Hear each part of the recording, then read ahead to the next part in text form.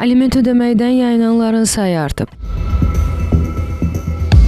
Ədliyyə Nazirliyinin açıqladığı rəqəmlərə əsasən 2025-ci ilin birinci rübündə ölkədə 115.265 nəfər aliment ödəyicisi qeydə alınıb.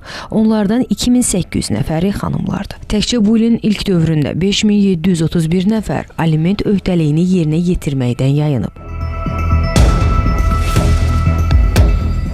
Sosioloqlar deyil ki, aliment ödəməkdən yayınma halları təkcə maddi çətinliklərlə bağlı deyil. Məsələnin həm də psixoloji tərəfi var.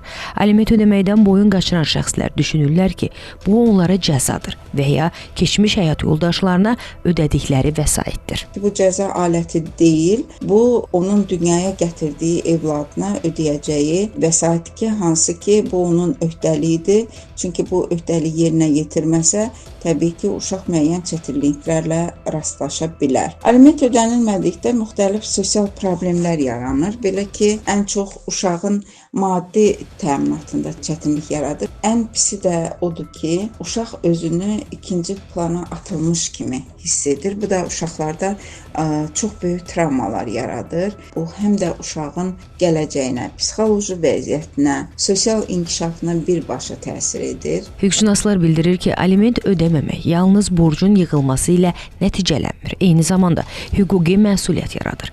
Vəkil Tural Şahbazovun sözlərinə görə ödənişlər uzun müddət gecikdikdə inzibati cərimələr tətbiq olunur. Təkrar hallarda isə cinayət məsuliyyətinə qədər gedib çıxa bilir.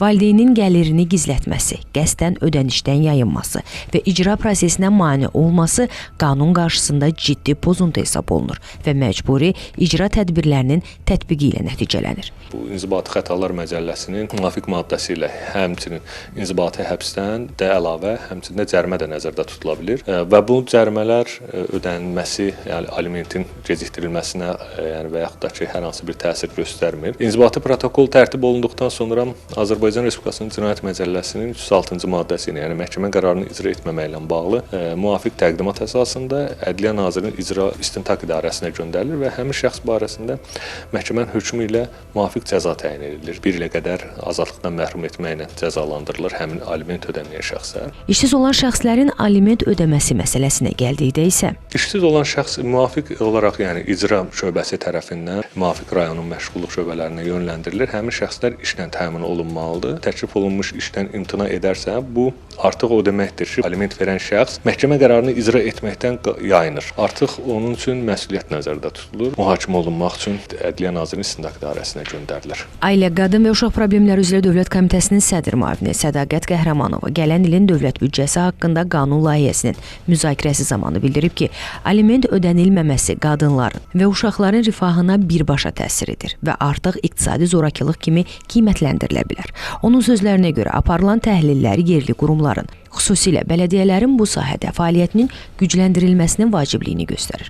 Bu məqsədlə risk qrupuna daxil olan ailələrin müəyyənləşdirilməsi və məişət zorakılığının qarşısının alınması üzrə tədbirlər yerli idarəetmə səviyyəsində prioritet hesab olunur. Qeyd edək ki, 2026-cı ilin yanvarın 1-dən etibarən Azərbaycanda alimentin minimum məbləği 246 manatdan 260 manata qaldırılacaq.